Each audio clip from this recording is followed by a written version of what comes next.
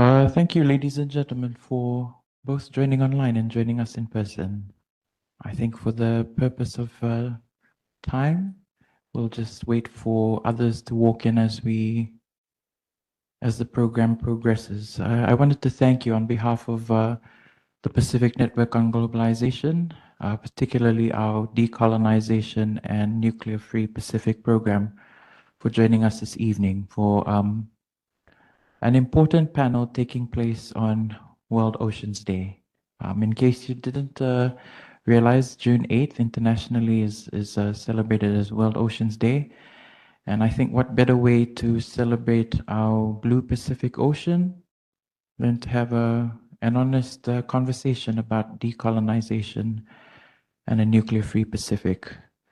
My name is Epeli. I'm your MC for the evening, and I'm from Pang. I'd also just like to acknowledge the support of the University of the South Pacific and the School of Law and Social Sciences, in particular, Dr. Lorenz Goncho, who's helped us pull this event together in a week. And so with those few words, I just want to reiterate again, thank you for coming this afternoon, this evening. This evening's panel is called Decolonization and Nuclear-Free Pacific, Our Region's Responsibility. What have we done and what can we do? And it's a conversation that's being led by our moderator with our esteemed panel this evening. I don't think I need to get into the specifics of who our moderator is. Nick McClellan is already a respected journalist throughout the region. But I also want to acknowledge and thank our participants online. This morning, we sent an email blast to over 200, close to 300 people, both in Fiji and around the Pacific, with the hope that, like you, they would join us for this conversation this evening on World Oceans Day. And so we're thankful that we have a few familiar faces joining us online, and we hope that we'll be able to engage them as well in the conversation this evening. Seated before you, I will leave the introduction specifically to Nick, but we hope that this can be a conversation that Nick can, as your navigator, take us through this evening. So Nick McClellan, over to you, Vinaka.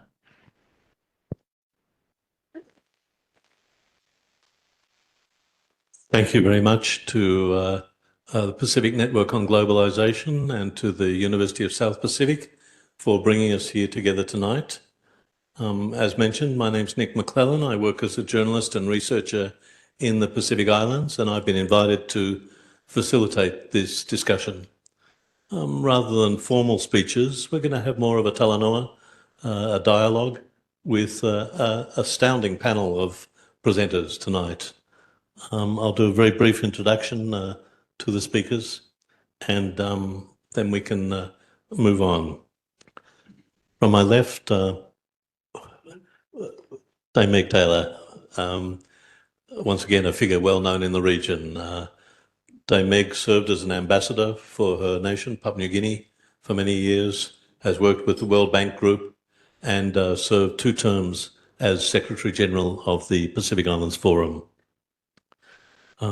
Next to her, Pelanisa Alofa from Kiribati and Banaba, a member of climate activists from Kiribati Climate Action Network, but also the Banaba Human Rights Program. Veha Wheeler from Maui Nui, French Polynesia, recent PhD student, Dr. Wheeler, and involved in a whole range of campaigns in her homeland. Reverend Billy Wetiwea. Reverend Wetiwea is the General Secretary of the Église Protestante de Kanaki Nouvelle-Calédonie, the main Protestant denomination in Kanaki, and a leading campaigner around human rights, self-determination, theology, youth empowerment, and more. And Manuel Samuel Awam from West Papua, customary leader, human rights leader, and more. And with thanks to an interpreter tonight as well, who'll be joining us to assist with translation. Thank you very much for those who've come tonight to join us, both here at the University of South Pacific in Suva and for those online. And I just wanted to reflect on a couple of things. We've been in discussions today about the oceans on World Ocean Day. And one of the things that came up from a number of presenters was that to understand the way forward, we need to look back as well. The late Jean-Marie Tjibaou, the Kanak leader, assassinated in 1989, once said, "Our future is behind us." And he understood that for many Pacific communities, to chart a path forward, we need to know where we've come from, what our history is, what's happened. And today we hope to have that mix. And it's important because this year, 2026, is actually a year of anniversaries. And on our topic of a nuclear-free Pacific and decolonisation tonight, there are some interesting anniversaries coming up. The 1st of July is the 80th anniversary of the first test in the Marshall Islands. People will know that the United States conducted 67 atomic tests on Bikini and Eniwetok atolls. And the first test was 1st of July, 1946. So 80 years coming up just in a few weeks. By coincidence, the first French test on Mururoa is the 2nd of July, 1966. So 60 years ago, France conducted the first nuclear test on Bikini Atoll, the first of 193 atmospheric and underground tests conducted in Maui Nui. Those tests ended in 1996. Don't you love the symmetry? So 30 years ago, after 50 years of testing across the region in Marshall Islands, in Maui Nui, in Kiribati, and in my own nation, Australia, more than 300 nuclear tests, countless nuclear explosions, testing ended in 1996, 30 years ago. And it's also worth stating that with the exception of Australia, some may disagree, this all happened on colonised land. The Anungu people in the deserts of South Australia, Indigenous Aboriginal people living with the consequences of British tests. The tests were conducted in the Test Trust Territory of the Pacific Islands, administered by the United States, in Maui Nui, colonised French Polynesia, in the British Gilbert and Ellice Islands colony, today Kiribati and Tuvalu. And so the nuclear heritage is linked to this question of colonialism, self-determination, decolonisation. And this is not a history of victimhood, of suffering. It's in many ways a history of resistance and survival. From the beginning of the nuclear age, people protested against this across the Pacific Islands. In 1950, the great Tahitian leader Puvana Opa went out on a copper boat collecting signatures against nuclear testing in 1950, even before testing began in the Pacific. In 1954, in the Marshall Islands, after the Bravo test, sent petitions to the US Trusteeship Council. Western Samoa, Cook Islands and other countries protested against testing at that time. So even under colonial administration, when there were no independent countries in the Pacific Islands, say possibly Tonga, people were resisting the nuclear era. And so that link between colonisation, self-determination, and an nuclear-free Pacific is something that we want to tease out from the different perspectives of our panel tonight. I might throw first to Dame Meg, though, as someone who's worked as a key person in the region, the regional organisation. I wonder if you could reflect on this tension and the importance of the responses from the Pacific, because, of course, 1986 was the year that the Treaty for Rarotonga for a South Pacific nuclear-free zone entered into force. And the same month, December 86, it also was the reinscription of New Caledonia on the list of non-self-governing territories at the United Nations, more anniversaries. And that was the work of the Melanesian nations particularly, but the Forum, taking this issue onto the international stage. So, Dame Meg, I wonder if you could start off this discussion by reflecting a bit about that period, the triumphs of early Pacific regionalism, but also the challenges. Thanks, Nick. Good evening, everybody. Oh, yeah. I just wanted to take us back to early commentary in the Pacific. I think was from the, if I may look at my notes, King Kalakaua of Hawaii. Yeah?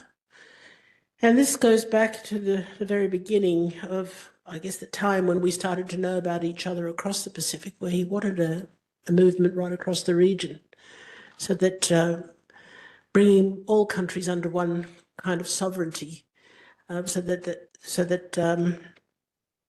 it would be easier for us to deal with the movement of bigger powers coming into the region. But I think we've got to keep in mind also the national independence movements, and that was the Kaunitoni Rebellion in Fiji and the Mao movement in Samoa. All of these were movements that were there to challenge colonial powers coming into the region. But if you look at the institutions that we have, after the Second World War, the South Pacific Commission was set up, but it wasn't for us. It was really to make sure that the powers that occupied the region had a way of control to advance their own interests. Huh? So this blew up in Lae in Papua New Guinea in 1965, when all the Pacific leaders walked out of the meeting.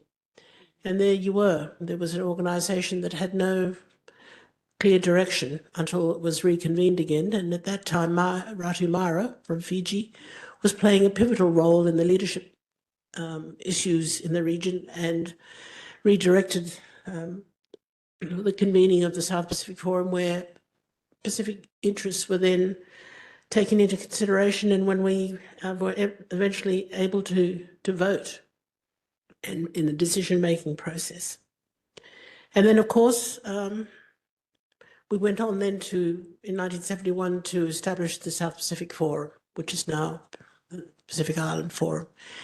And our brothers and sisters in the North were not part of that till much later, because there was a division in the Pacific then, and those from Melanesia and Polynesia were much more part of the Pacific Forum than Micronesia. I think you've talked about the testing that has gone on in the region, and that led to the Treaty of Rarotonga. We say it is a great accomplishment that we were able to pull together to have that, but we still don't have ratification by all the Northern Pacific countries. And that is because of the US involvement in the North that has not allowed them to ratify those treaties. Leave it at that. I might ask me from Mauinui, French Polynesia, the same challenge for people. The experience while the testing has ended many decades ago, people still living with a range of legacies, economic, environmental, health, social. With the anniversary of the first French test coming up just in a few weeks, I wonder if you could say how people are organising and what sort of initiatives are being taken to address these legacies. Yeah, so nuclear testing happened in Ma'ohinui, French Polynesia, for 30 years, and unfortunately, most of our population has a lot of ignorance towards that because we don't learn about it in school and we don't learn about it in public spaces. So the challenge, first of all, is understanding our own history fully of not only how many tests or explosions that occurred on our islands, but the ongoing environmental and health impacts. And those continue to be hidden from us from the French state. And so that's an ongoing issue that a lot of our NGOs are having to advocate for locally at the territorial level, but also at the French national level, and then also within the regional spaces as well. And so this next month will be the 60th commemoration of the first explosion named Aldebaran. And this will be actually the first time that our territorial government is commemorating it at the territorial level, because usually it's been the NGOs that have been putting in the work, such as Morudoi Tato and the churches. The two churches that are the largest churches, the Protestant Church and the Catholic Church, have been maintaining this this work for the last 30 years. So we still have a long way to go in terms of the data that we need to gather, the truth that we need to understand, and to appropriately react and deal with that truth, which means the environment and the health, appropriate environment and health consequences. Berenice, Britain also conducted nuclear tests in Kiribati, but I sense that not many people in Kiribati know much about that history. I wonder if you could talk about how people have addressed that history from the 1950s. You're right. Sorry. Not many people talk about it. It's not even taught. But I know that there are people in Kiribati who have had health problems since the testing in Christmas Island, and all they wanted is compensation. But I do not know where they, how these go, whether they got compensation or not. Until today, there's very little talk about it. Mm-hmm. But I maybe because Christmas Island is so far away from the main islands in Kiribati and it happened before, and not many people were there. And but those who were affected, I know at one time I heard they were actually requesting for compensation.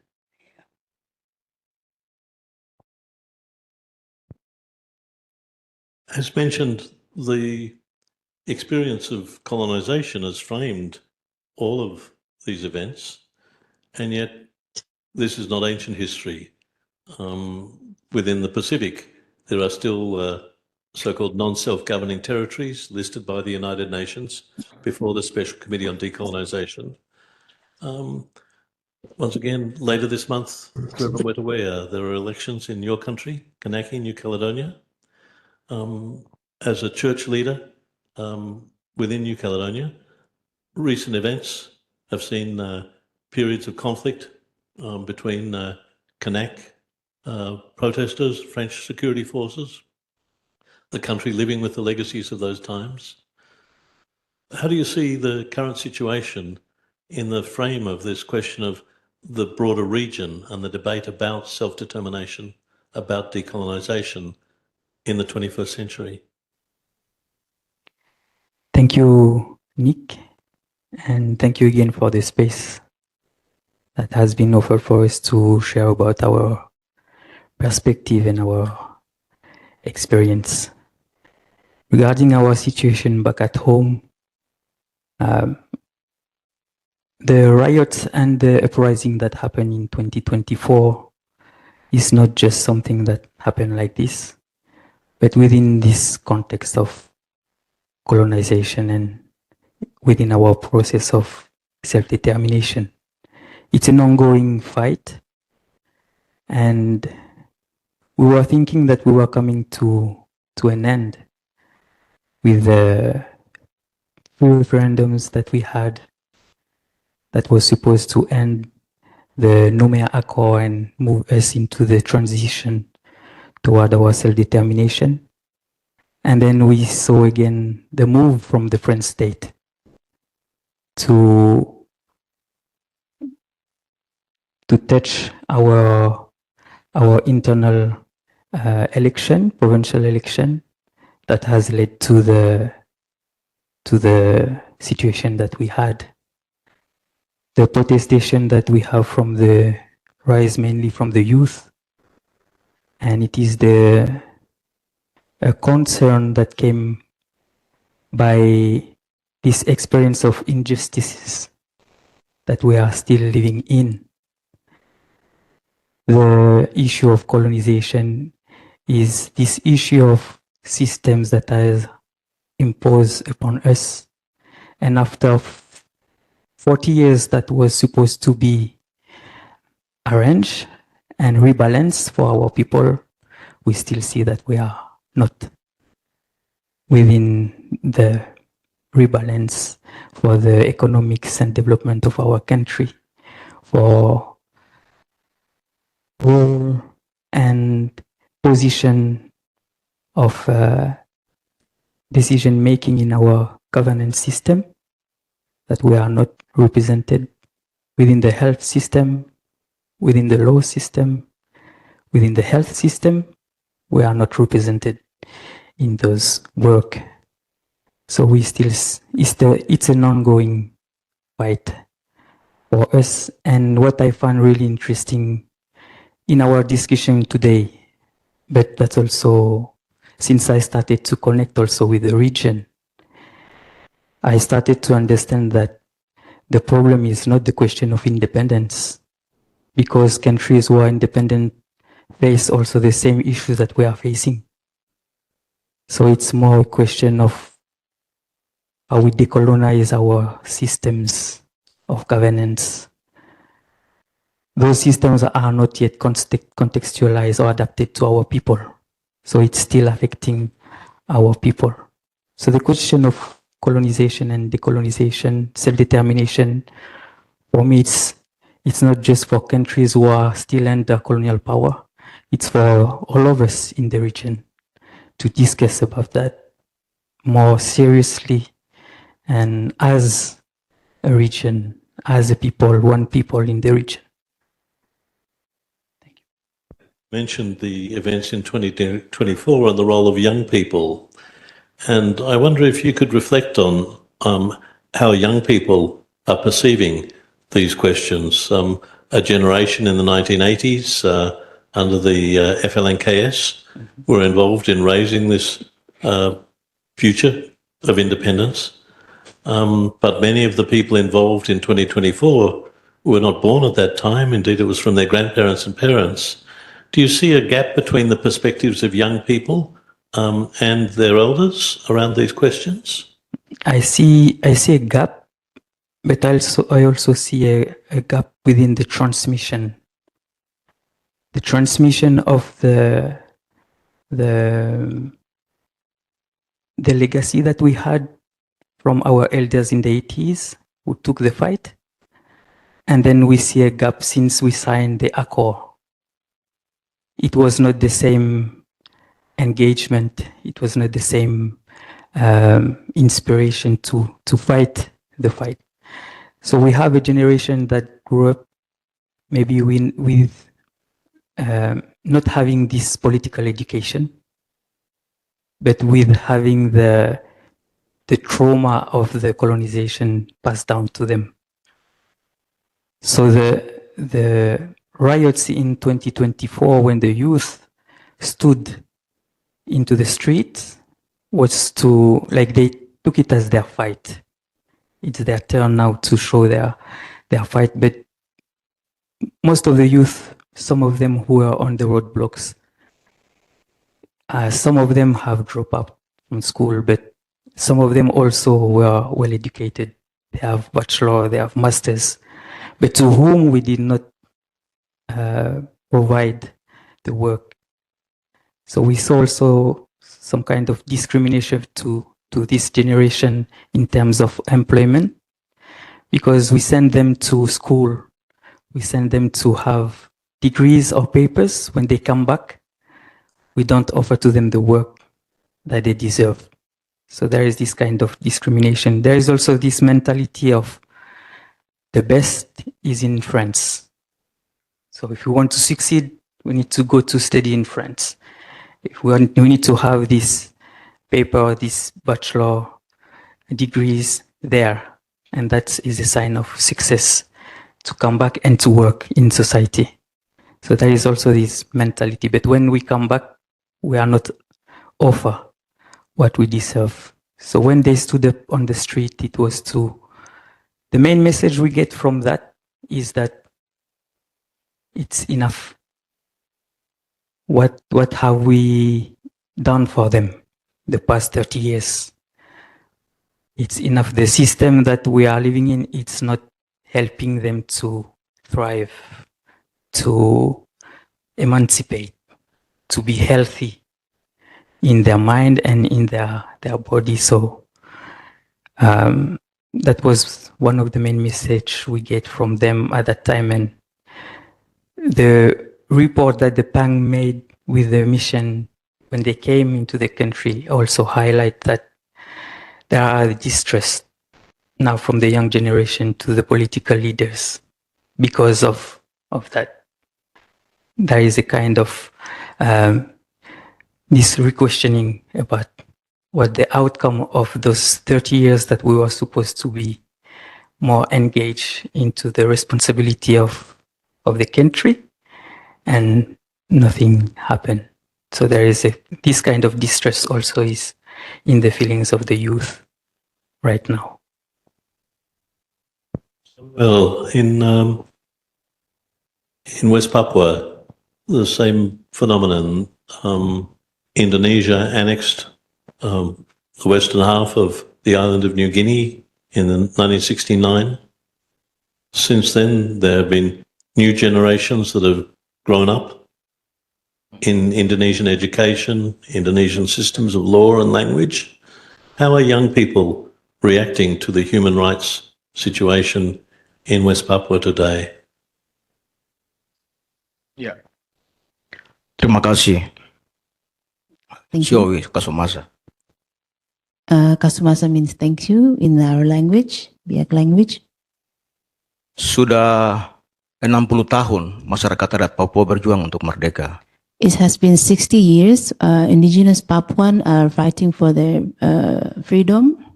Aneksasi sejak tahun 1963. The annexation has been occurring since 1963. Hari ini saat kita berbicara ada 100.000 pengungsi di tanah Papua akibat konflik bersenjata. Today in West Papua or Papua, there are more than 100,000 IDPs or internal displaced placement in West Papua because of militarization. Dan hari ini pemuda dan masyarakat adat Papua tetap masih berjuang.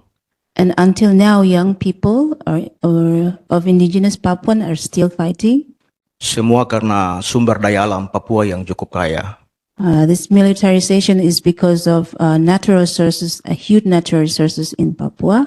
Eksplorasi sejak awal tahun 1935 di Bintuni. Yeah. So the exploration of natural resources started in 1935 in Papua, in Bintuni. Itulah awal penelitian untuk menemukan Freeport di Nemangkawi. Okay, so that is the beginning of how they found Freeport in Timika or Mangkali. Kekayaan itu dia cukup merata di seluruh wilayah adat. So the natural resources or the richness of natural resources are varied in all over West Papua. Untuk mempercepat eksploitasi itu, rezim kolonial Jakarta memekarkan wilayah Papua menjadi 6 provinsi untuk mempercepat eksploitasi. To expand or to make it fast for the exploitation, the colonization or Indonesian government tried to divide the province of West Papua into 6 provinces. Hari ini kami dalam proses genosida, masyarakat adat asli cuma 2 juta dari 5 juta penduduk di tanah Papua. So today we are not just not a threat, but we are experiencing genocide because the numbers of indigenous Papuan in Papua is only 2 million out of 5 million citizens in Papua. Tanah adat kami 42 juta hektar, tetapi kolonial Jakarta sudah mengklaim 32 juta hektar untuk proyek strategis nasional eksploitasi. Yeah. So our land is 42,000 hectares, and the government of Indonesia are trying to do strategic national program for about 32 million hectares. situasi ini yang hari ini kami masyarakat adat Papua alami. So these situations are what we are now experiencing.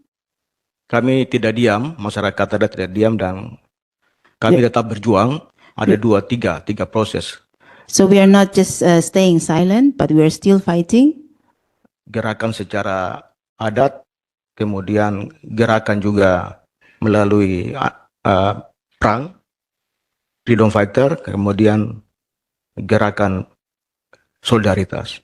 Through traditional leaders, we fight through traditional leaders, and also through solidarity in local, national, but also international. Nah itu yang mungkin Mhm. gambaran. Maybe. Thank you. Yeah. So, Thank you. There's a number of issues come up there, and we might come back to the question of international solidarity and how this can be taken up later on. But I was struck when you talked about resources. Looking across the panel, the issue of resource extraction is at the heart of a lot of these discussions. One thinks of phosphate mining in Banaba, in Makatia, French Polynesia, in Nauru. The history of Papua New Guinea with mining in the highlands at Oktedi and other places, obviously Panguna in Bougainville. New Caledonia has huge resources of nickel. West Papua, the Freeport McMorran Rhine, gold, copper, the Rim of Fire across Melanesia is incredible resource. And it's both opportunity and challenge. Opportunities for economic development, but challenge who benefits, who lives with the environmental consequences. And I wonder, Belenisa, could you talk a little bit about your experience? Banaba is one of the many islands that's been through an enormous transformation because of this question about the resource curse. And what's that meant for your vision of the future? Thank you, Mary. Once again, and I'll greet you in Banaban. Tabatata.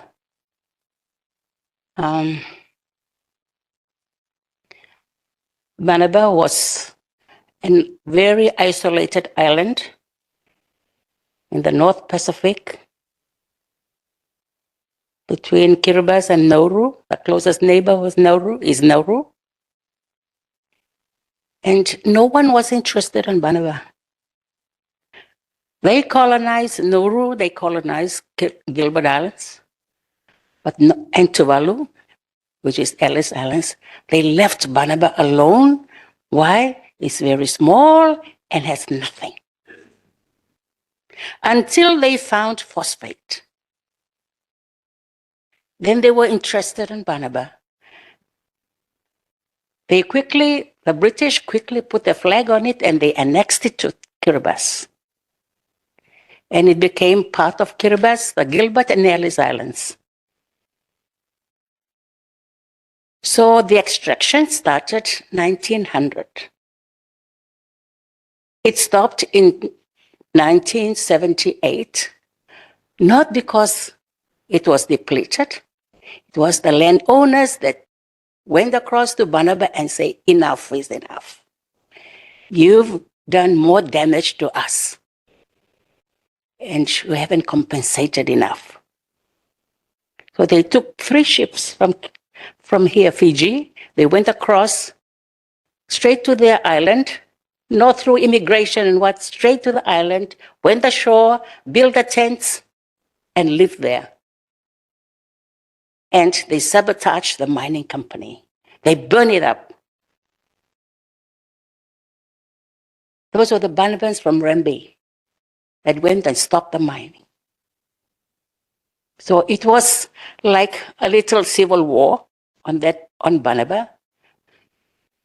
But it takes the landowners, the people themselves to move.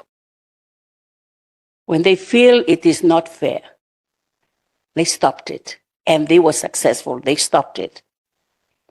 So they left in 1978. And interestingly, Kiribati had independence in 79. It's like you can be independent now because you have no more money, so you can have your freedom.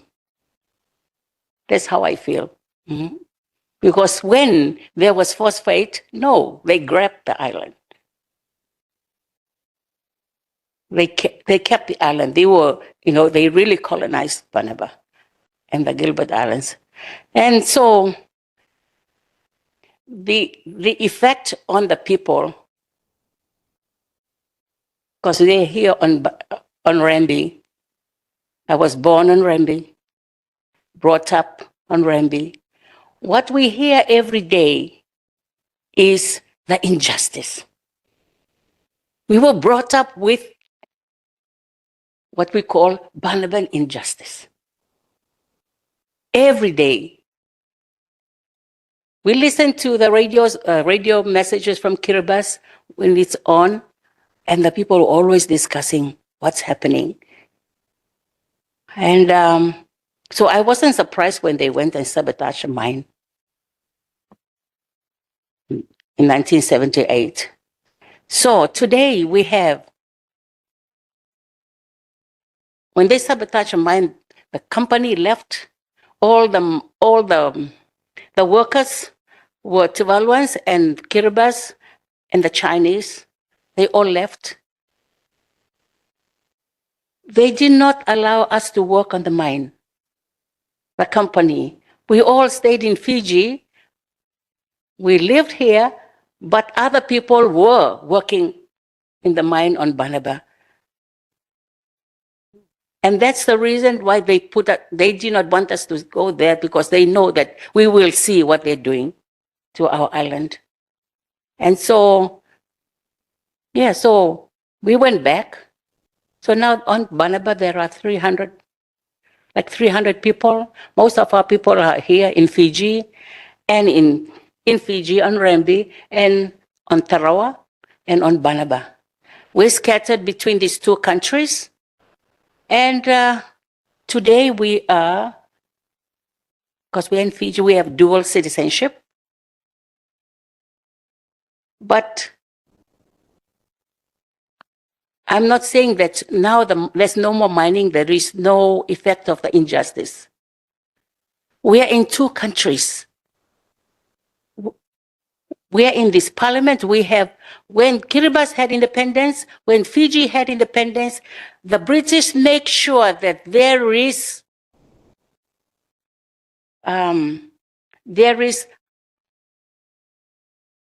what do we call it?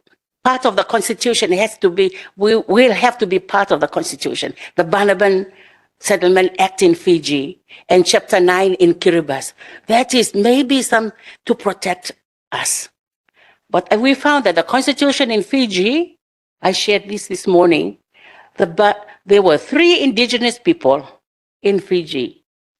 The Fijians, the Rotumans, the Banabans. I love that. We are indigenous people. And the constitution had it. After the first coup, 1987, and then there was a review of the constitution in Fiji, the Banabans are no longer indigenous. They were thrown out. And we do not know why. Because that review did not come to us for us to see. Our Banaban Settlement Act in Fiji need to be reviewed, and I'm so happy because now the constitution is going to be reviewed in Fiji.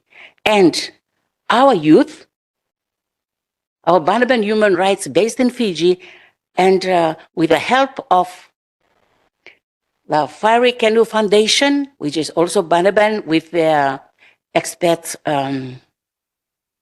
supporters and helpers, they've come up and wrote out part of the review for us. It has been sent to the Fiji Constitution Review Committee. But we need that. In Kiribati, we are in Chapter 9, and we are given dual citizenship. We know we are dual citizenship, but right now it's so hard.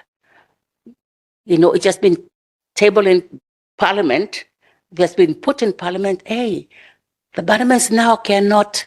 We used to travel with a letter from the High Commission in Kiribati, in Fiji. When we go to Kiribati, we go on a one-way ticket. And we can ask for immigration, go through immigration, and get citizenship in Kiribati. Now we cannot. They said, oh, there's something with the law. And so we talk about phosphate mining. It has more, the impact and the negative impact on us is more than just extraction. It has followed us all the way to Fiji and in Kiribati, and we're sitting like we do not know what to do, especially today when we do not have the Rembi Island Council.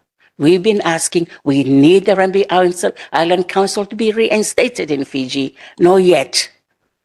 We said the Great Council of Chiefs in Fiji have been reinstated. Why not our council? That's our governing body. That's the head that is so powerful for us. It's not there anymore today.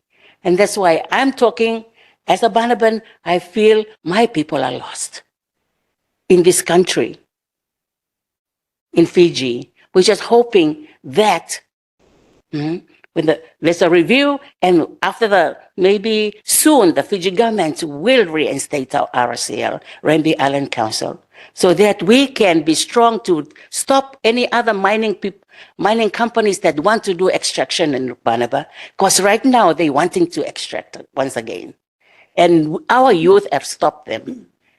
Without this youth, this Banaban human right, I think they already start mining on Banaba. So, thank you. I can talk and talk and talk, but Dame Meg, this has been a central debate in Papua New Guinea since before independence. Last year, PNG celebrated 50 years of independence from Australian colonial rule, but all through that time, the debate about the costs and benefits of resource development, resource extraction has been there. Forests, mines, oil and gas. Today, it's a challenge around Bougainville and the debate about whether Bougainville should become an independent and sovereign nation. What's your reflections on the benefits, particularly about what it means for ordinary people? Because this has been contested terrain. Landowners have traditionally fought hard to preserve their control over resources, and the debate about the costs and benefits for government, for transnational corporations, and for landowners has been hard fought in PNG for many years. How do you see this tied to this question of decolonisation, both now and into the future?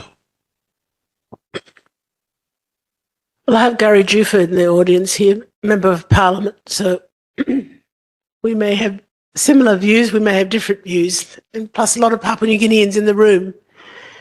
So these are just my personal views. I think that we all expected that the benefits of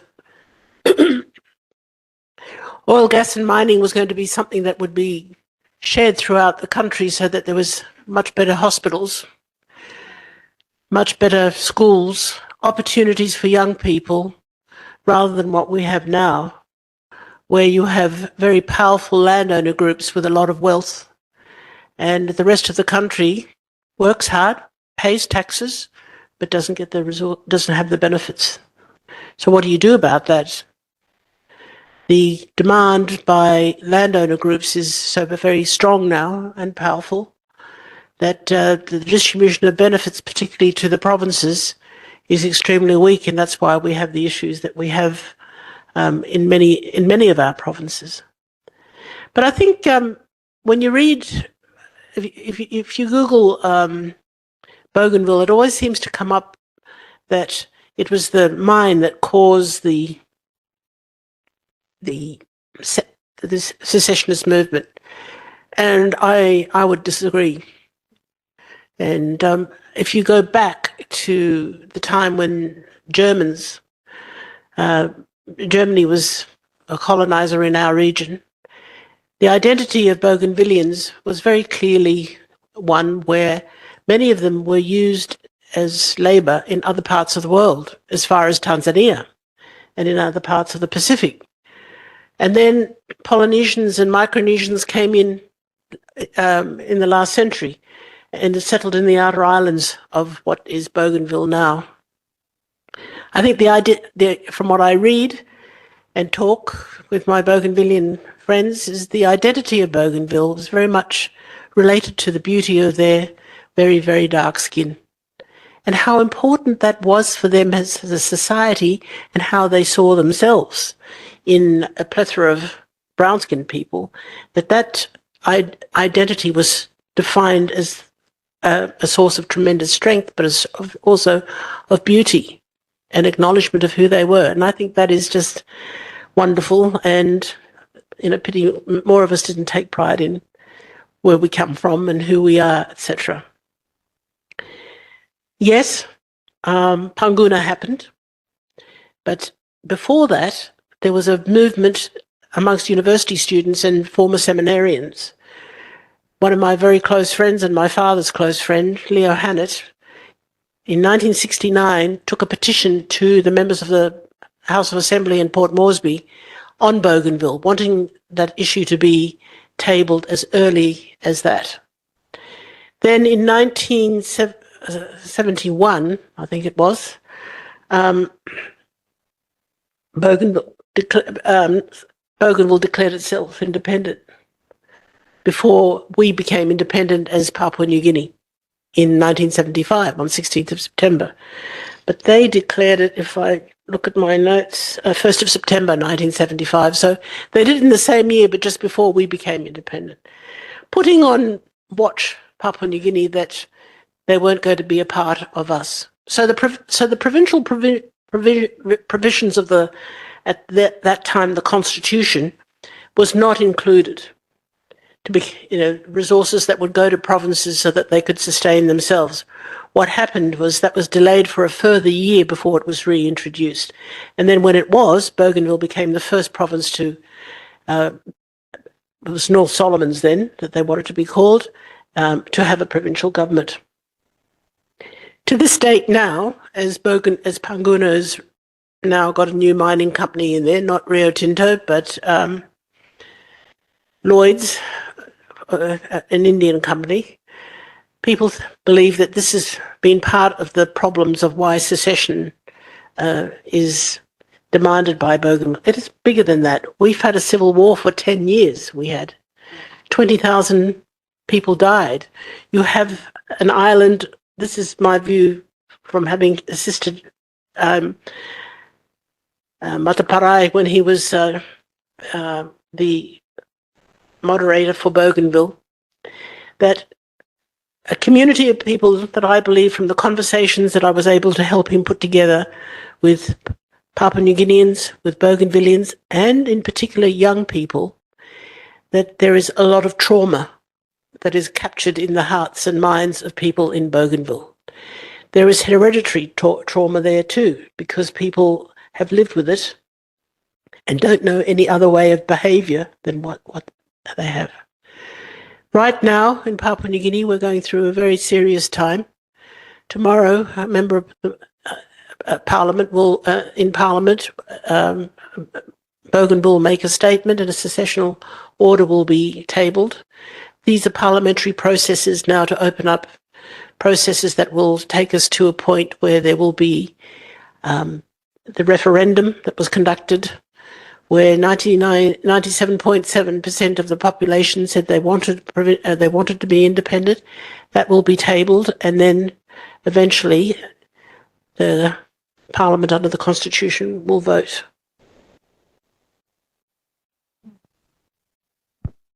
Reverend Billy, this question of resources is also true for Kanaki, New Caledonia. Enormous reserves of nickel have been, once again, of benefit and of cost. New Caledonia has fought for many years to try and add value rather than just shipping the ore offshore to develop new smelters. How has this sort of economic strategy been part of the independence struggle in your country? I would like to start with a story first, an image that was given by one of our great chiefs who led one of our war in 1878 against the colonial power. He came in front of the governor at that time with 2 bags. And in one bag, it was soil. And in another bag was rocks.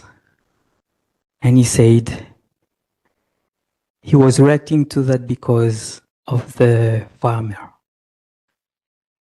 and the cows coming into his taro garden and destroy his garden.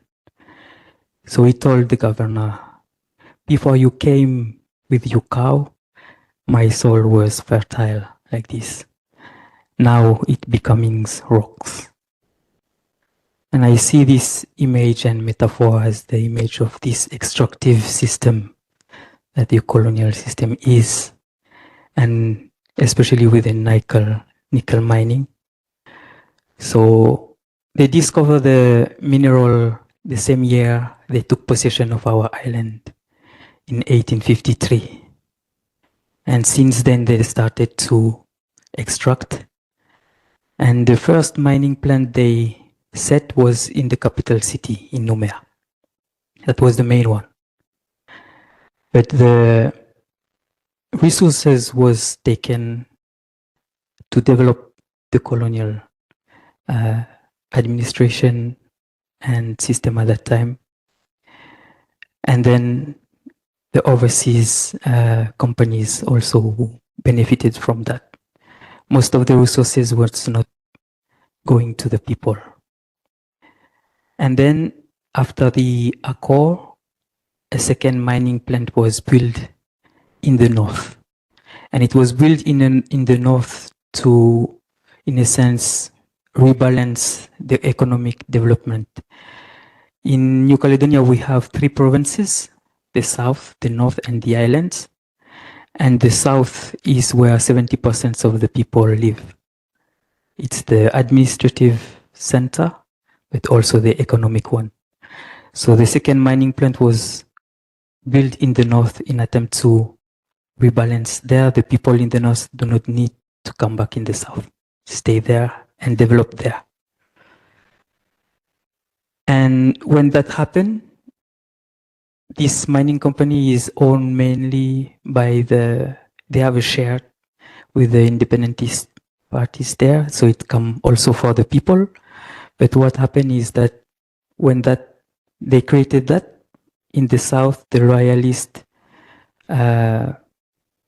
leaders wanted to build also one in the south. So New Caledonia has 3 big mining extractive plants in the country, which I believe is too much for our small country, and not regarding as well the environmental issue in that. 2024 was really revealing to us how the resources was not going back to the people, and also in how the town was set. So what we found out with the riots in 2024 is that most of the destruction happened in the north of the town. The neighborhood in the north are more poor, but that's where also you find the more like where industries are. The south is more residential, more richer, and luckily it's also shown the discrimination also with the population. So the south is more white, European, and the north is more our people with the Oceanian people. So we see that as well in how the town was built and set. When the visit came with the Pang and the mission, we managed to go to visit one tribe out of the town, where you have the biggest mining extraction there. And you could see that despite the fact that this village owned this place of mining, you could see that the resources is not going back to them. The roads are not really good, the houses, and the people there are still fighting for that, so that the resource can come back with the people. So we see also this discrimination again in how the resources are distributed again to the people. West Papua as well. Of course, the greatest resource for any Pacific country is the land. And under Indonesian occupation since the 1960s, there have been attempts to change land tenure, land ownership systems. With migration coming to the cities, what has that meant for rural landowners, Indigenous Papuan landowners, and how have people responded to this changing land tenure challenge? Film viral Pesta Babi We have a viral right now, a movie called A Pig Feast. itu bagian terkecil dari cerita kesengsaraan rakyat. It is a small part of how people in Papua are suffering. Karena itu di wilayah selatan cuma sawit dan tebu Yeah. yang menyingkirkan masyarakat adat. So that is just a small story from the south of West Papua. That is, they're planting a strategic national program for palm oil and also sugar company. That is just a small part from the south of Papua. Freeport itu sudah 40 tahun masyarakat adat, pemilik adat, Amume Kamoro sudah hilang dia punya generasinya. In Freeport, it has been 40 years. They been operating in Papua, and the indigenous people there a generation has been almost extinct. Almost, yeah. British Petroleum di Bintuni itu juga sama, mengalami masyarakat adatnya tersingkir. Yeah, the same thing that happens in British Petroleum Company in Bintuni. The same the indigenous people are becoming minority there. Pemerintah Jakarta, kolonial Jakarta cuma mengintervensi pembangunan infrastruktur tanpa membangun manusia. Masyarakat adat. The government are only interventing the development, but not the human, or not helping the people there. Jadi tidak ada keuntungan apapun dalam investasi di West Papua. So basically, there's not a significant benefit for the indigenous people for all these developments. Saat ini angka kematian ibu dan anak paling tertinggi di Indonesia. Right now, the number of death of mother and children or infant are the highest in Indonesia. Dan angka pengangguran sarjana masyarakat adat Papua sudah memasuki 90.000. And there is a high number of unemployment people in Papua, around 900,000 people with no jobs. Ini situasi kehancuran masyarakat adat Papua. This situation is a destruction, but a damage for all the indigenous Papua. Dan kami mengalami proses genosida, ekosida, dan etnosida. So we are experiencing genocide, ecocida, and ethnocida. Yeah. Beyond the land, today's World Ocean Day, the ocean is also part of this story. And I think given Maui Nui is part of the liquid continent, France in metropolitan Europe has 300,000 square kilometres of land, but through their overseas colonies claim 11 million square kilometres of exclusive economic zone, 7 million square kilometres in the Pacific, of that nearly 5 million in Maui Nui. Can you tell us a bit about the debates about control and management of the ocean, both ocean protection, ocean resources, an ocean as a source of identity, spirituality of life. Yeah. Of course, when it comes to France in the Pacific, they are the largest EEZ in the Pacific through us. So Mohinui, French Polynesia, is about 5 million square meters. So the largest EEZ in the Pacific, but it's not our Pacific or the indigenous people. It's not ours that we are fully managing on our own. Some of it is, but that's France's ocean, and that means that France is the second largest maritime owner in the world after the US. So what that means for us, I mean, traditionally we would be the customary owners and managers of this ocean space. We do have land space that we manage ancestrally and with our families and with the territory, but the ocean space now is really public domain. So that's the local territory and the French space. And so I would argue that the French state is a very bad manager of that ocean space because they conducted 193 nuclear tests in that ocean space, and they continue to marginalize that fact, the fact that they did that, and they continue to marginalize the impacts of what happened and the ongoing impacts of what we're dealing with today.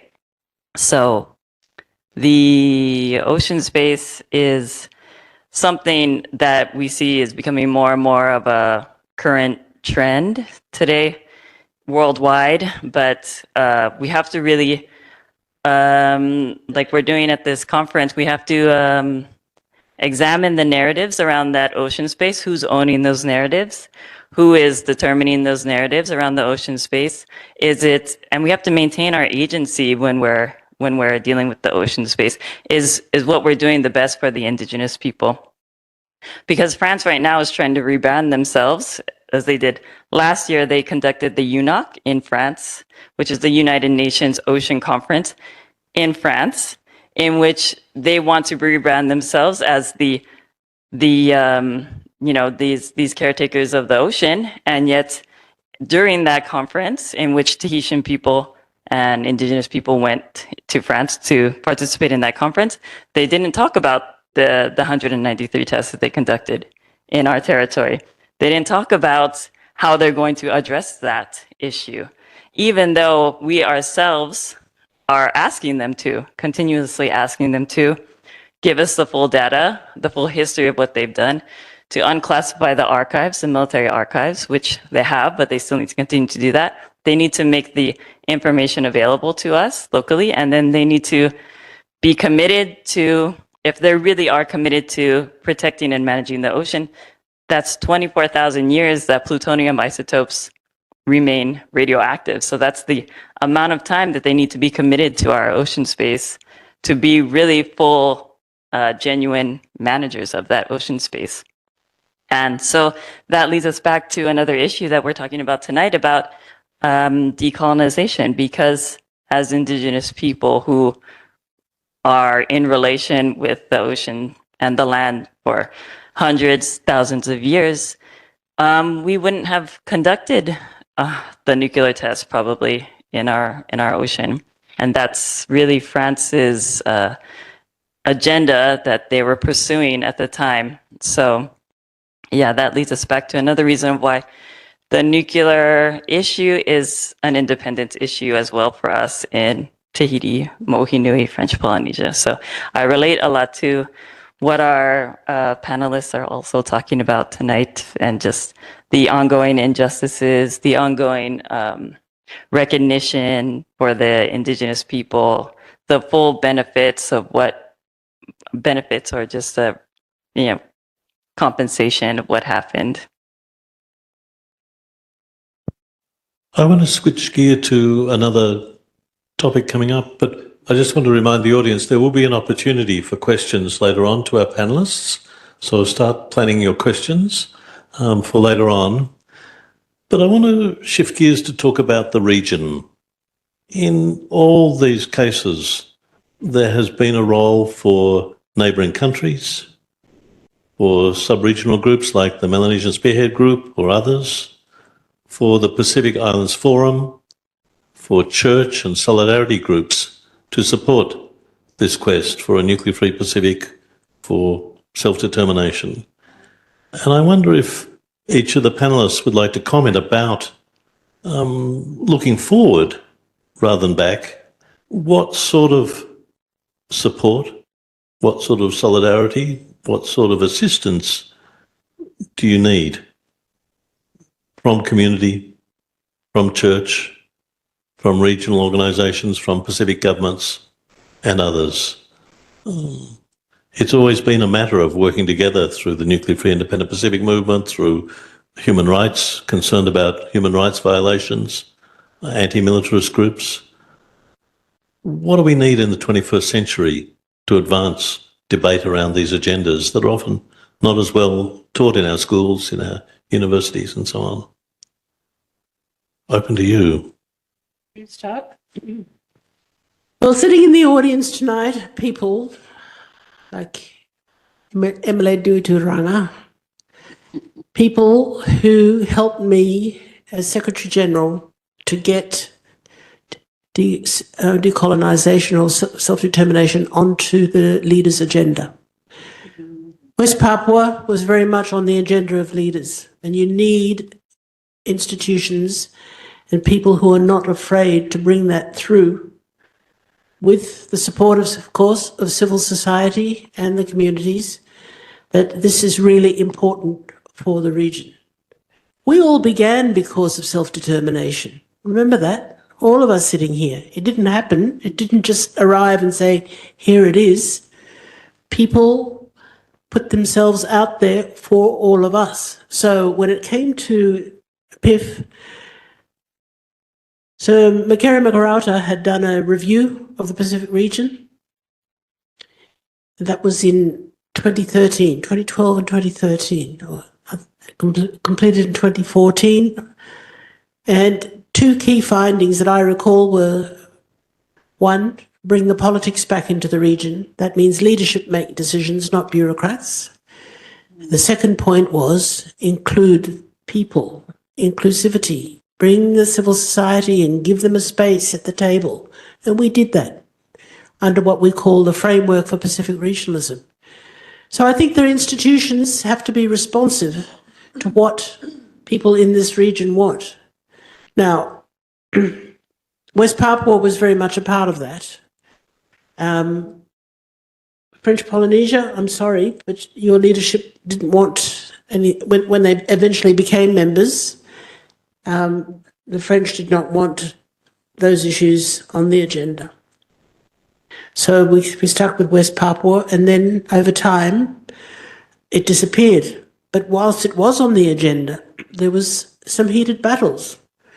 And because my own country shares a border with Indonesia, we found that there was often great tension in the meetings because Papua New Guinea felt that they had no choice but to recognise Indonesian sovereignty. And West Papuans were never going to become a separate country or independent. So I think that we shouldn't give up. I think we've got to get, it's about leadership. And people shouldn't be afraid that here we are with people who live in the Pacific, part of the great ocean space that we call the Blue Continent, but they cannot define their own future. If I could make one small anecdote about leadership on this question. I was a journalist at the Forum reporting in Apia, and the trade unions organised a demonstration for West Papua across the road from Aggie Groves Hotel. And I was standing next to you and your minders were with you. And I could see you about to cross the road and your staff were horrified knowing that I was there with a journalist's camera. And you just went across and said hello, didn't say a word, but a picture is worth 1,000 words at that time. So that's a real question about what leadership do we see today that is grappling with these questions? Is enough being done? I actually think that we avoid the tough questions for this region. I think that this whole issue on security has overtaken a lot of the issues that we as Pacific people want to talk about. And sovereignty is one of them. I mean, I'm sure all of you think about this, of how you grapple with self-determination and sovereignty every day in your lives, of just how you live with it, how your parents lived with it, how your grandparents lived with it. Why were we like that? Why are we like that? It's because we saw injustices. Growing up, we did. Now, my father was part of the colonial regime. He came in and led expeditions into the highlands. But there were situations where, when intermarriage or fraternization with people, the natives, if you had to leave your post, you couldn't have a family. And choices people made because they wanted to stay and live and love with the people that they loved. All of these every one of us has an example somewhere in our lives why you're even here tonight, because you think about these issues, you believe in these issues. Leadership nowadays, I think we're caught up in the agenda of powers that want us to be caught up in what they want for us in this region. I see my own country and its relationship with the superpowers. We talk about sovereignty, yet we give away access to all our ports, the inability to prosecute people of certain citizenship, yet we can't enter into their countries unless we pay 52,000 kina bond to be able to go into the United States. These kinds of issues. I think that we're not brave enough. We don't want to be counted, because we know that under the leadership of one particular superpower is that they can make it very difficult for us to travel. And they do make it difficult. And people know, and your friends will tell you that you went to university with, don't come and visit us because you're going to have a hard time coming in. But I think there are voices, I know, in the Pacific that are strong on these points. But when we get into the format of our leaders' meeting, those private meetings that the leaders have to be private. They have to be totally private, where they can have open discussions with each other and have differences with each other. During my term, I know that happened, because there was some really good barneys over climate impact and the position that the Pacific as a whole took against certain powerful countries in our own region. These spaces have to be created so that our leaders are not afraid to find commonality on issues that have an impact on the broader Pacific.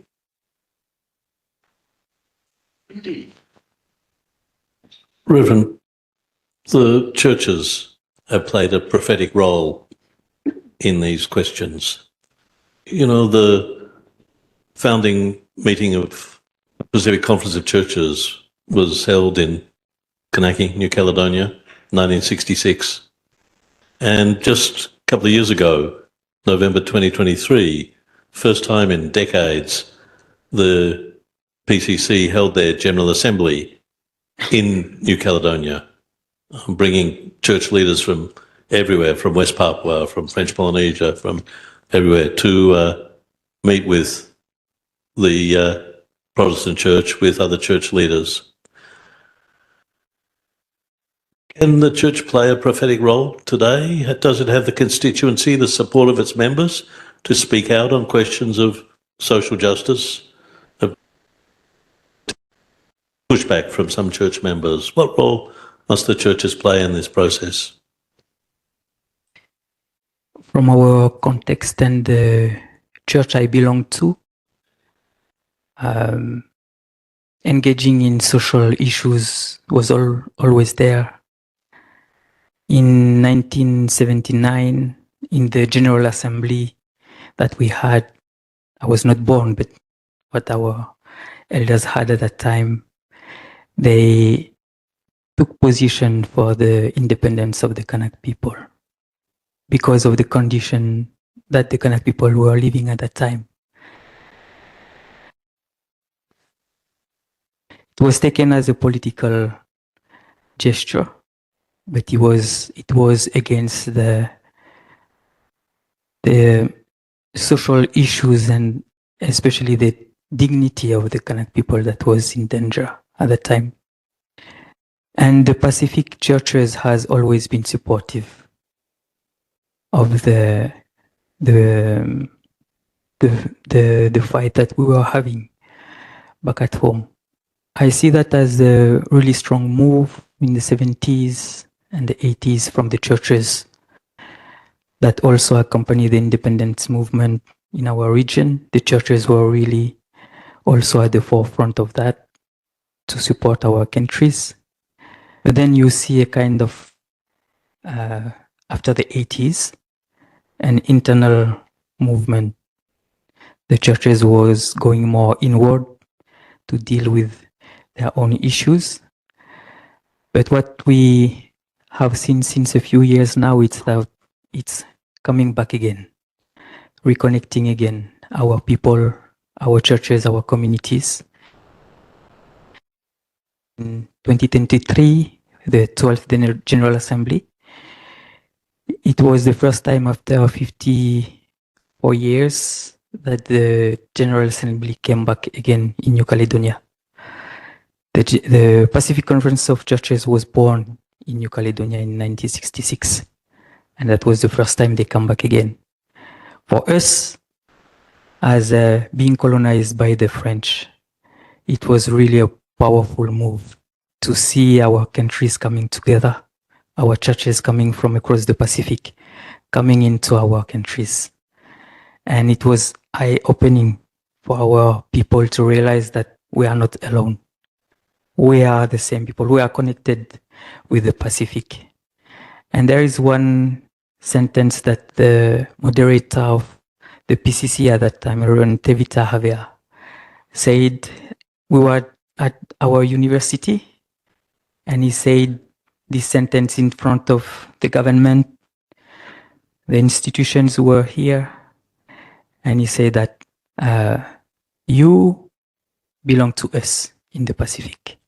You don't belong to France, neither Europe. We do respect them, but you belong to us in the Pacific. And I find that saying that in institution like our university, which belong to the state, in front of our government, in front of other institutions, was really powerful. And I think back at home, I think we start to deconstruct this idea that we are French. And like I said, in order to succeed or we need to be like French, or we need to go to France. But now we start to look more in the region where we belong. I might ask the same question of other panelists about the women's movement. I'm from Melbourne, and just a few weeks ago, there was the Women Rising Conference. 6,000 delegates from all around the world were together, and Pacific women and Aboriginal and Torres Strait Islander women at that conference drafted and presented an amazing statement on Indigenous issues, perspectives of Pacific women. And I wonder if the role of women's leadership in all of these struggles, Dewa Gorode, and Vice President of Kanaki, New Caledonia, sitting beside me, the first time there were 3 women, the Troika leading the Pacific Islands Forum, their Secretary General, 2 Deputy Secretary Generals, the role of leadership for women in the anti-nuclear movement, to the days of Darlene Keju, Taya Hirschon and others. This is a really important part of the solidarity. What do we all need from the regional and international women's movement to support this sort of work? Yeah, Ken was part of the Women Deliver in Melbourne. But I'll be speaking as the Banaban. My people are on my island. My Banaba is matriarchal. So the land ownership is decided among the women. And we have a speaking space in the Maneba. We can talk and we can share. And it is, we found that when I talk about our Rambi Island Council, like when it was abolished, it was the men, of Banaban men, who wrote letters, complained to the Prime Minister's office. But it's the women that will fight to get it back reinstated. It's always about it's the women power. And this movement in Kiribati, I found that we have the women, young mothers, and we have the older women, the elders, and they have their own groups, and church women. When they come together, they are very strong. And right now we have projects like, women power and all that.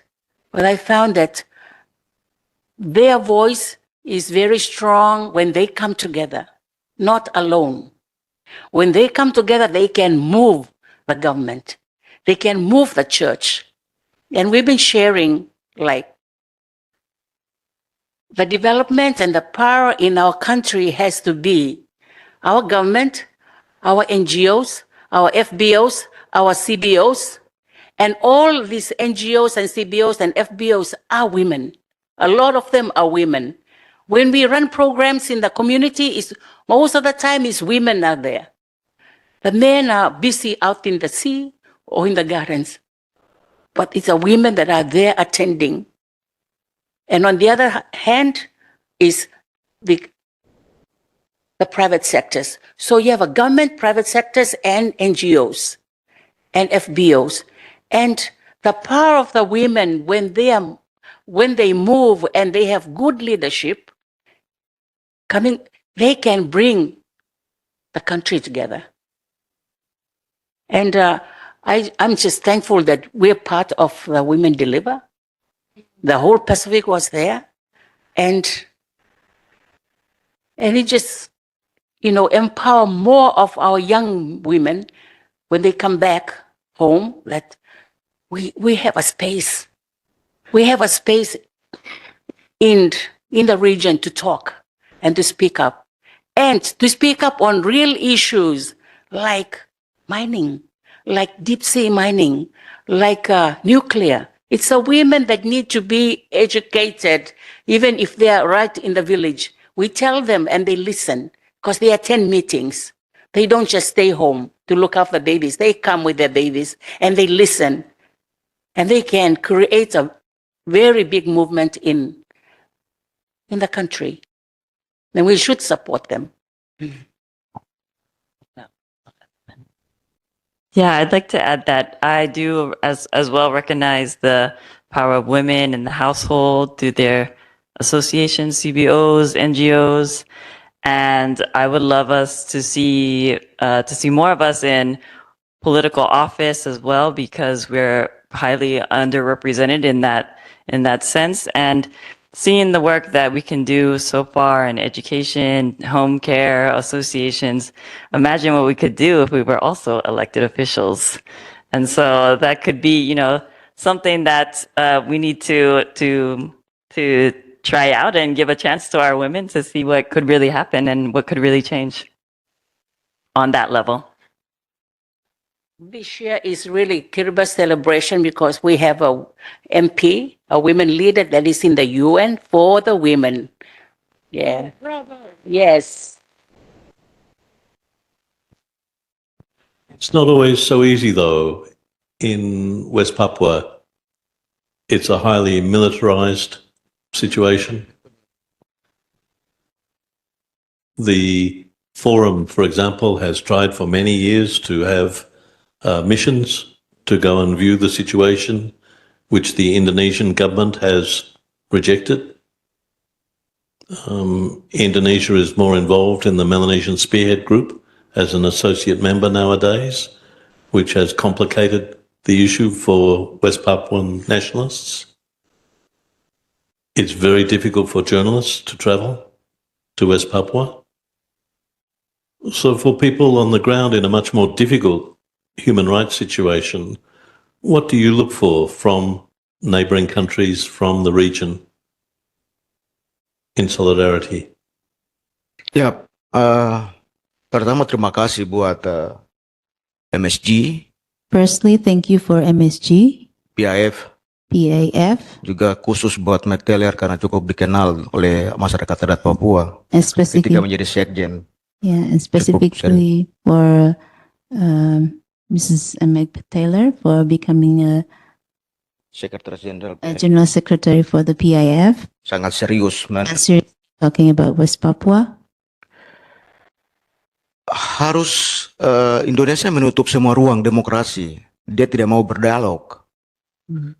The government of Indonesia are closing all the spaces of dialogue democracy. Dan harus masyarakat adat Papua menginginkan MSG dengan PIF lebih berani untuk menekan, untuk ada dialog atau berunding dengan. And what indigenous people, Papuans in Papua expect or want is MSG or PIF be more brave to push a dialogue between dialogue in Papua and Indonesia. Tapi juga terima kasih kepada gereja di Pasifik, kemudian juga solidaritas di Pasifik yang selalu serius mengontrol, menekan. But also thank you for PCC and all the churches and other solidarity in Pacific that also always together with us and keep us in your mind. Ke depan masyarakat adat Papua mengharapkan masyarakat adat Pasifik berdiri bersama-sama West Papua untuk berjuang. What we would like to expect also is in the future, indigenous Papuan also will be part of indigenous Pacific nations that will be together fighting for our Pacific. Karena saat ini intervensi militer sejak Presiden Prabowo Indonesia memimpin lebih kuat, lebih masif, lebih banyak. And now our new elected president, Mr.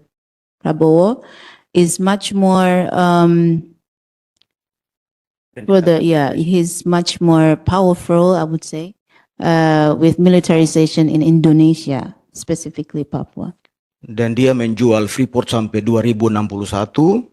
So he has sold Freeport until 2061. Dan menjual Pulau Biak untuk penerbangan antariksa ke Rusia. And also are selling Biak Island to Russian company for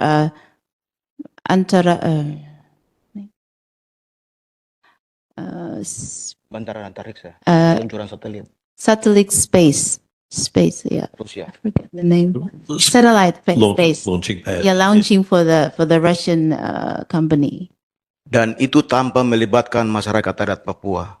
And that process are not, the process of having that in Biak Island is not including the indigenous Papuan, and still until now they're debating or for that land. Kami butuh gerakan solidaritas masyarakat adat di Pasifik untuk. We need a solidarity movement from our brothers and sisters in Pacific. Makasih. Thank you.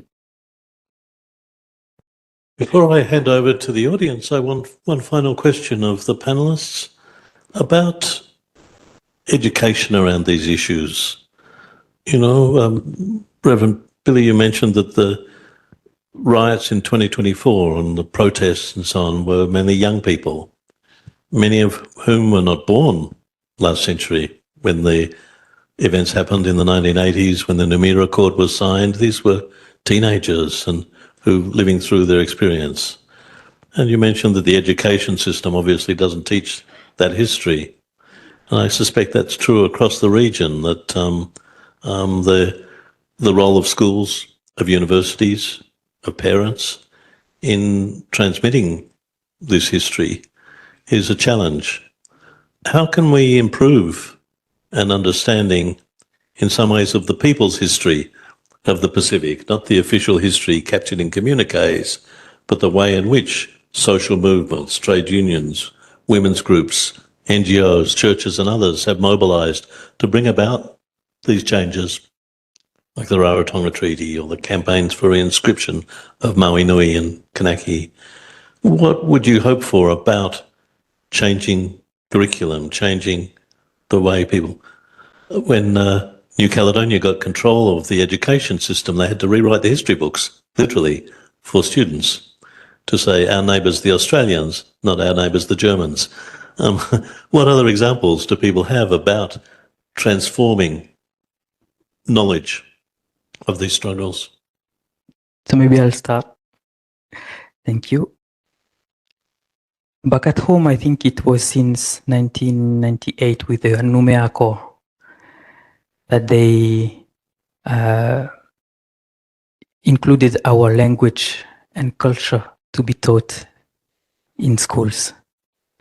But since then, I think the ratio is 1.5 hours every 2 weeks for that.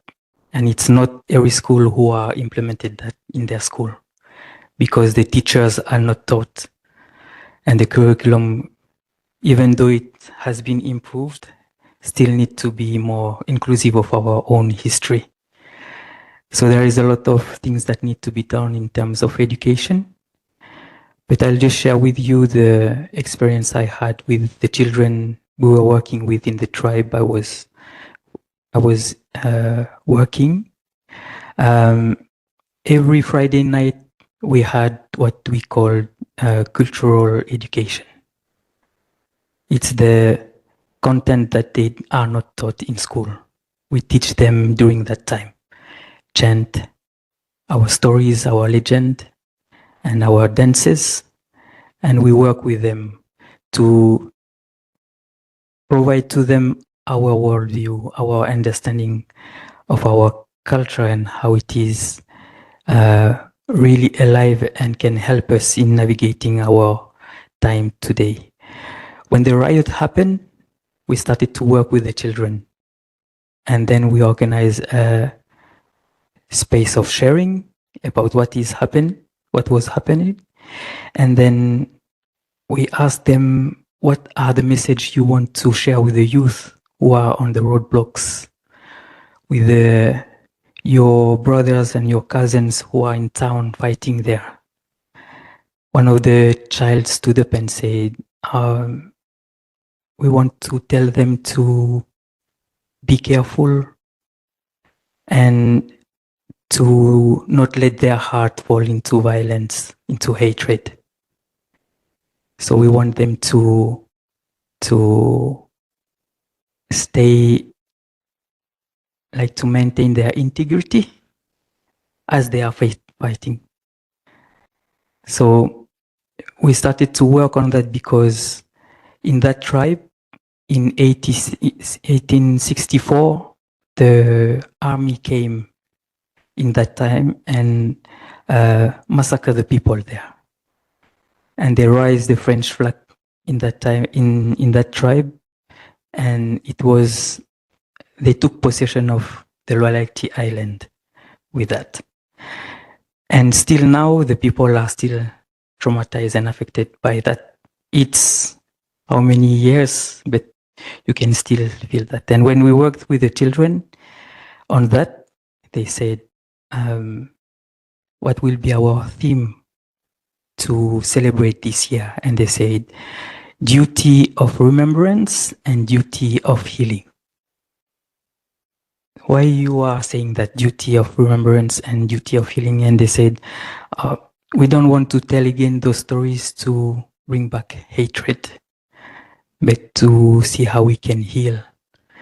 And one of them said, maybe if we can heal, maybe granddad will heal too, even though he passed away. But by healing themselves, they believe that maybe our old generation can heal too. So I think education starts at home. If it is not taught in school, we can teach our own kids and start with the sphere of influence that we have within our hand and within our home. Thank you. One of the things we see today in the region is a great focus on policing, enormous resources going into regional policing programs, and yet in conflicts in West Papua, in Kanaki, in Bougainville, in Solomon Islands, it's often been church, community, women's leaders who played a role in peacemaking and peace building. What role can that play today? The work about non-state actors, to use the government jargon, playing a role in peace building in these times of conflict.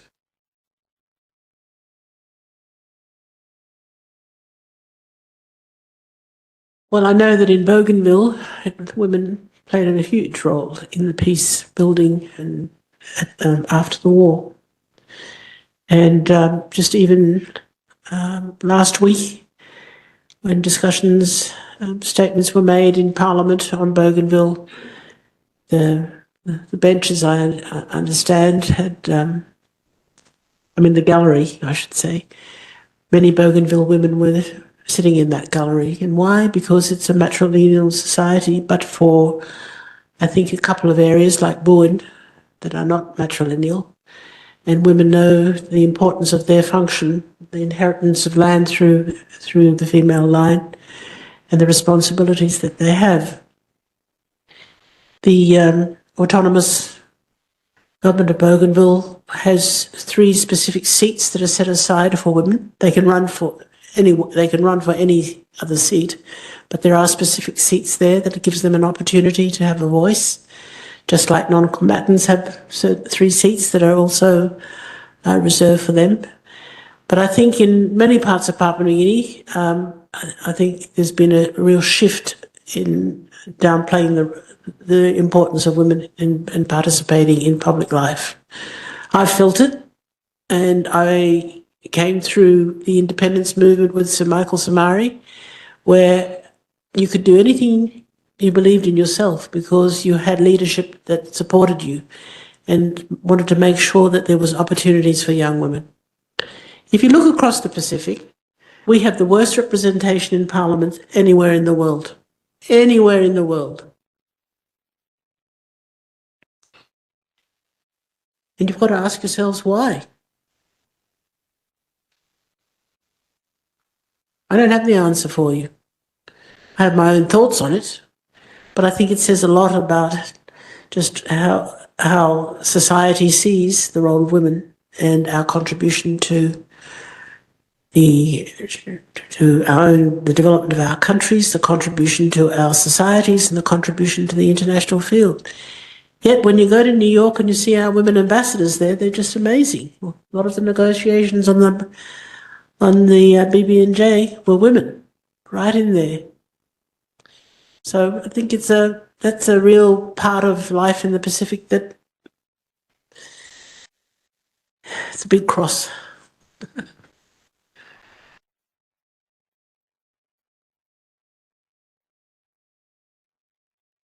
I'm wondering, can I put one of the audience members on the spot about this question? We have a representative of Vanuatu's government in the Vanuatu's been through this, was colonised by 2 powers rather than 1, as the New Hebrides, and yet it plays a vital role in many of these questions. Could I put Mr. Regan Vanu on the spot and ask for a comment? Thank you, Nick. With regard to that question, I think I was thinking about the answer to that. And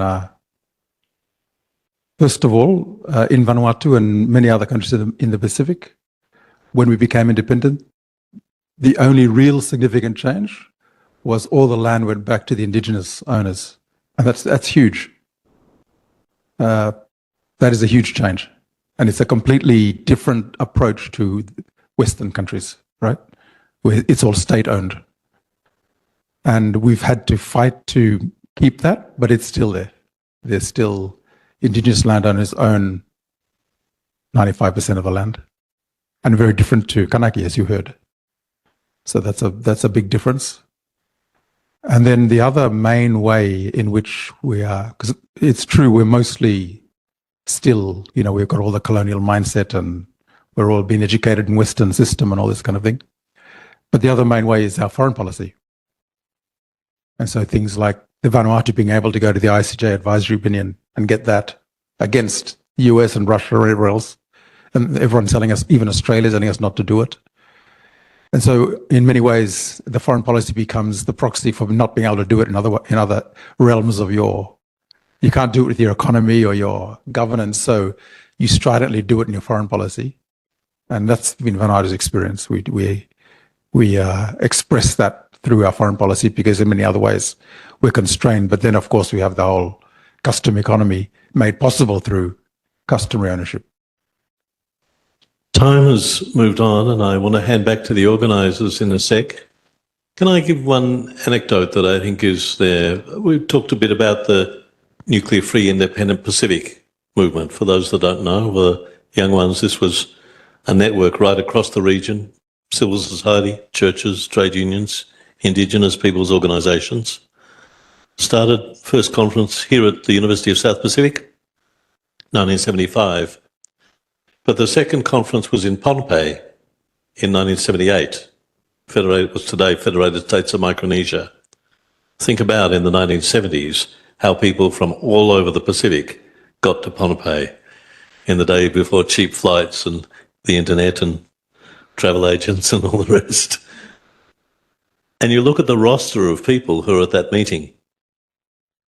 From Vanuatu, Walter Lini and John Naupa, Fred Timakata.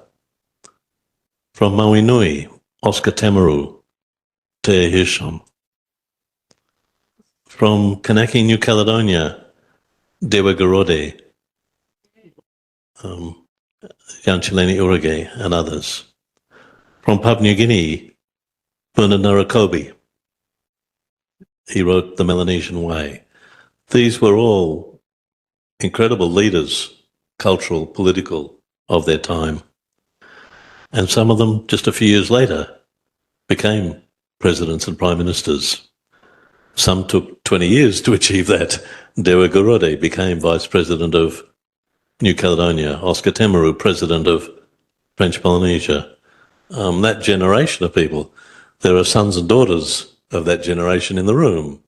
And I think that intellectual and political heritage is really important to acknowledge, that civil society networks like the NFIP movement have created space for these discussions to happen, and that leaders have come from that, both in civil society and in government, from these networks where these ideas are freely tossed around. And as someone who worked in the secretariat for that movement, I think it's a proud heritage that's important for people to go back, younger people to go back and learn that history, because those roots were sown at a time of geopolitical contest. In those days, it was the Russians were coming. The Russians didn't want to come, but certainly the Chinese are coming and they're here. So the same dynamics occurred where the Pacific forged a collective vision at a time of geopolitical context in the 20th century. We're facing the same situation in the 21st century, but that genealogy of sharing common experiences across the region, it's such a diverse region, is something, be it through women's networks, the PCC, networks like the Pacific Network on Globalization today, Piango. There are many networks that tie us together across the colonial boundaries. So tonight's discussion has been, I hope, a contribution to that. We thank the people who've joined us here at USP campus at Ladala Bay. We thank the many people who've been online.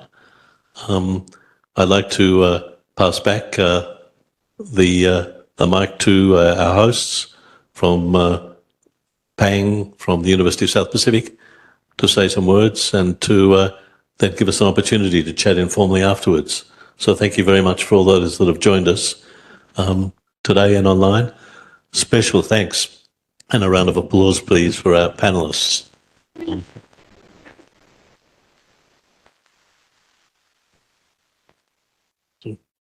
Thank you, Nick, and thank you to our panelists, to those online, and those of you that have hung in there with us this evening. Before I give the vote of thanks, we'll give the opportunity just for two brief remarks. The first is from Debbie Schultz, sitting next to me. Debbie was previously a leader in the Marshall Islands Students Association, and I think any reflections she may have tie in neatly to what you've just shared, Nick, because for those that may or may not know, MISA here at USP is perhaps the only student association on campus that keeps the flame of the NFIP alive. And young leaders like Debbie play an important role in doing so. And so, Debbie, over to you before we hear from Dr. Gonshaw. Thank you. Thank you for the space to share. So MISA was born from, I guess, a group of students here at the University of the South Pacific who realized that the histories of nuclear testing were not really well known among their peers and in these spaces. And so thus they began organizing. And in my time, being a member of MISA, my first year, I was tasked with hosting moderating a panel, much like this one, but smaller. And that was when I first learned about the different issues in Kiribati, the nuclear testing in Mohinui, that Fijians soldiers were also affected. And that happened from just one panel, from one event. And that lit up the flame that's like, whoa, why are all these histories so hidden? And I think it's so important to continue to mobilize and to spread awareness on these issues, because I feel like this secrecy is by design. And the more we talk about it, the more we put it out to light, the more we can advance and achieve a nuclear free future, and I guess justice for all our communities, especially the ones that are dealing with intergenerational health and cancers that aren't given any support from the perpetrators of this violence. So thankful for this space, thankful for the people who are doing such important work, and I hope we can continue to move it forward. So thank you. IP spirit was here among faculty and staff and students. So it's like really wonderful to see that. Now, besides the general remarks, I would like to again acknowledge, of course, the different territories that were represented here today. And I mean, it's awesome to have somebody from Mohinui, somebody from West Papua, somebody from Kanaki, and somebody from from ex-colonized or still, well, other countries with colonial backgrounds and histories and issues. However, we should not forget smaller colonized places that were not here today.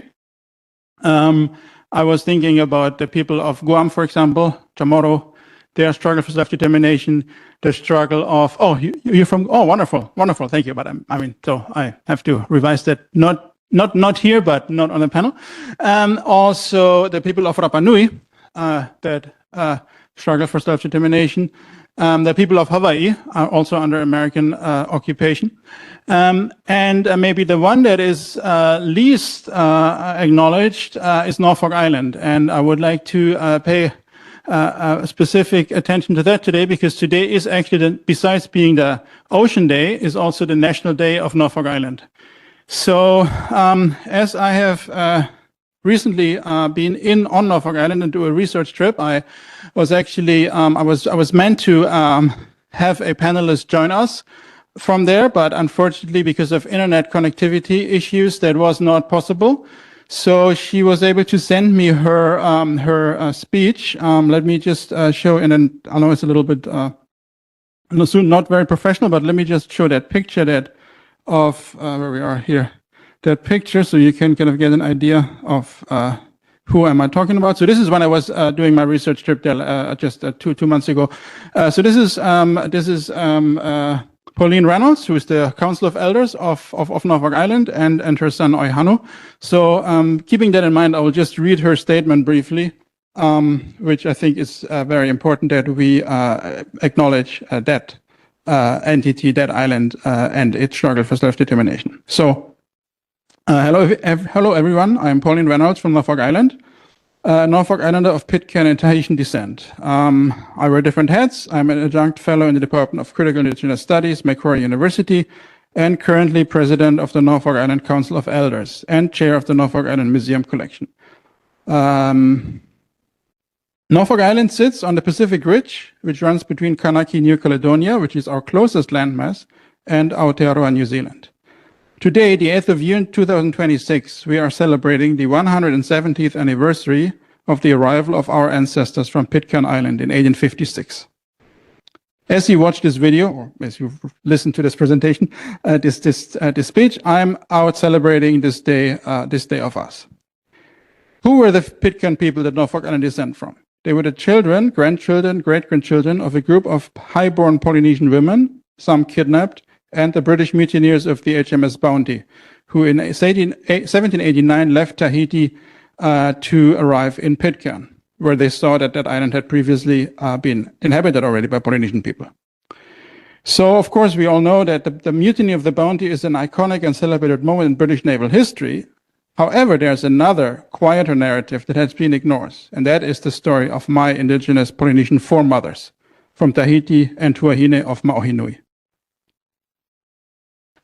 It is unbelievably frustrating to me that the world looks at us always as the descendants of the Bounty. No, we are here today because of those Polynesian women, our indigenous ancestresses.